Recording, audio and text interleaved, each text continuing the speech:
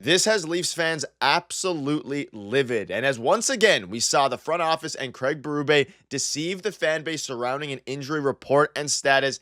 Fan base has had enough. They're upset with Brad Treliving. They're upset with the way that this team is handling the injury reports. We're going to break that down and discuss what kind of implications this has going forward for the Toronto Maple Leafs. But before we get into all that, quick reminder, smash that subscribe button. We're on the road to 15,000 subscribers. If you want to help us towards that goal, make sure to hit that button. Darius, there's a lot to go over today, and it's happened once again a few days ago with Anthony Stolarz. It's probably going to continue to happen as this season progresses here, but we saw some outrage from fans online. Just obviously, it's upsetting us as well. We continue to see the front office say that injuries aren't severe, and then, of course, they come out and they become very severe. It's time we have a chat about it because, again, we can use the most recent example, which is Anthony Stolarz. You can go back to Jake McCabe. You can even go back to Austin Matthews. We'll discuss it all here. But we think back to after Anthony Stolarz' injury. We had a live stream after the game. The report came out that they got good news on Stolarz and that he was day to day.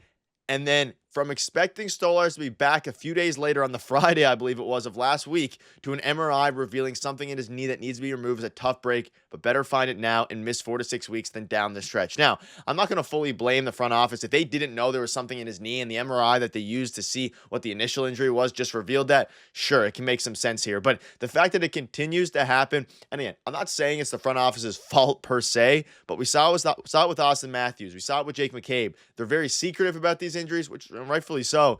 But it's at the point now where I'm sick of hearing day to day and then it turning to week, and at some points, turning to month. I think something has to give here. And ultimately, I think it was an unfortunate situation for Anthony Stolarz, but fans are pretty fed up. Yeah, I think the reason fans are fed up with this is because they're losing trust in the organization when they do things like this and they continue to linger and they go on. And we'll get to the Austin Matthews example in a second, but the most recent example is Anthony Stolarz. And now to me, it makes sense if, the player gets injured or he leaves a game due to discomfort or whatever, and you plan to go and get MRIs and all the tests done and you list them as day to day. For that little window, that makes sense to me if you want to list them day to day. Although it still does come across as, hey, he might be back next game or he could even practice tomorrow. That's how it kind of comes across. But I could see how that makes sense. To me personally, I would think that the team should probably just be like, hey, we're going to evaluate him and then we'll have a report, right? That's the way that I think it should be handled instead of listing him as day to day. Then you're thinking in your head, okay, it could be back the next day. Again, it could be back at practice. But again, they did the MRI, they had the tests, and then it was reported. Craig Berube came out and said that it was good news because there's no structural damage. But they knew that he was going to be out 4 to 6 weeks still. That's not good news, right? So I think that's why fans are kind of losing trust in the organization in that way when they continue to do things like that. Obviously, this is not the greatest example, but the best example this year is Austin Matthews was listed as day-to-day for 4 weeks earlier this season, right? 3 to 4 weeks. That's not, something that the fans like. And, fantasy owners too. I'm not even Leaf fans, like people who own him in fantasy betting, right? Like there's a lot riding on this. I don't necessarily agree with all of it, but there's a lot riding on it.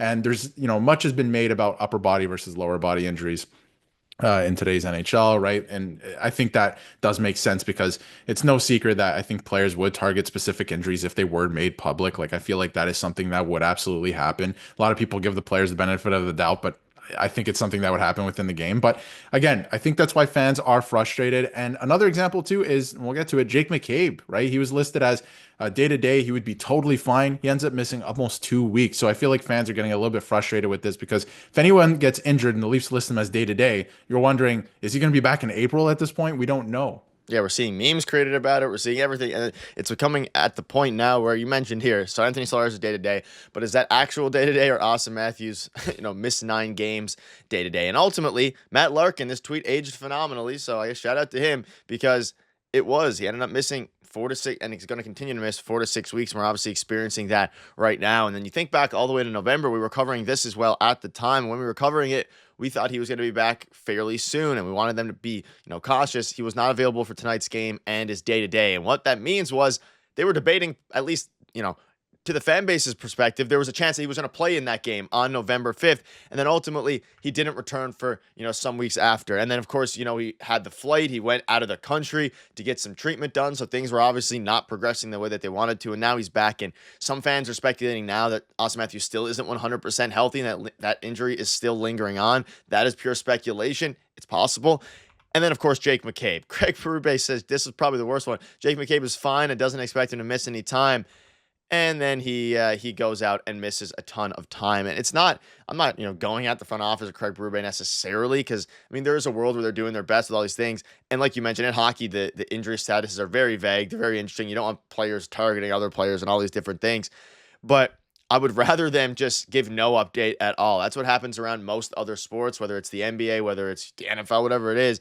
Hey, we don't have an update at the moment. We'll do some. If they would have said, "Hey, Anthony Stolarz, we don't have an update right now. Things are looking good, but we're gonna have to continue to do a full analysis, and then we'll come back." And the next day, it's like, "Okay, he's actually out 4 to 6 weeks. We saw something that wasn't there." Sure, but Craig Berube saying that he's fine and there's good news that puts the fan base at ease for all of 24 hours, until at least it doesn't put me or you at ease anymore, or most of the fans now, because of what the track record has been. But it is extremely frustrating, especially regarding Jake McCabe, who is the year day to day for the for the Leafs here. And again, they were very light tipped about the situation, and day to day, it's a loose term now. Day to day turns into week to week very fast, as it did with Anthony Stolarz. Even though Stolarz could technically be considered month to month, although I think he'll be back probably around the 4 week mark.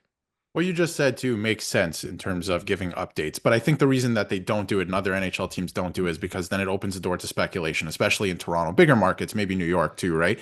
So I feel like that's why they do it the way they do it, but there could be something coming up in a new CBA, or just, maybe they change the way that they're doing things. I don't know if that's very likely, but the type of situation where like a goaltender or a player gets hurt and you just say, "Hey, we're going to evaluate him. Right now, he's out. He's not going to play. We're going to evaluate him. As soon as we evaluate him, we'll have a better idea if he's day to day, if he can return later this week, or if it's going to be week to week." Because to come out and say Jake McCabe passed, whatever test that they put him through, he was feeling good and he's day to day, he should be back soon, and then he misses 2 weeks. That's not day to day. That's week to week, right? Same with Austin Matthews. You can't list the guy's day to day for 4 weeks, 3, 4 weeks, because you're figuring it out day by day, right? Like make another evaluation, say week by week, because again, it's a lot of people don't agree with it, but it does affect fantasy owners, betting, all these things as well. So they can keep the injury status vague. I think that's fine for the safety of the players. That's all good with me. And I think, I've heard in the past before too, if somebody says they have a lower body injury, they actually have an upper body injury. So sometimes, the teams play with that as well. So I could see that being a thing, but just make it easier for fans, more transparency. I've come out and said that I love that, Brad Living has had a lot of transparency in terms of where the team is at and what he thinks the team needs. And I love that in a GM. But in terms of the injury statuses, this is something that hasn't been transparent with the fan base. And it doesn't really have to be to a degree. You don't have to tell us exactly what the injury is and how many days to the minute that he's going to miss. But, don't say somebody's day to day when you do know that they're not day to day and they will be out weeks at a time. So I think that's why fans have been frustrated with stuff like this. Yeah, and ultimately, it's going to be interesting to see how they continue to do this. I don't even care about the fantasy and betting stuff. I just want to make it an enjoyable, non-stressful experience for figuring out whether or not they're seriously injured or how much time they're going to miss as a fan. But like you mentioned, I mean, it does impact a lot of other things as well, even though, some people care less about that. But let us know down below what your thoughts are on that. Ton of things going on with the Leafs. Of course, they play it back-to-back starting tomorrow into Saturday. So we'll keep you up to date with all the latest news there. See you guys later.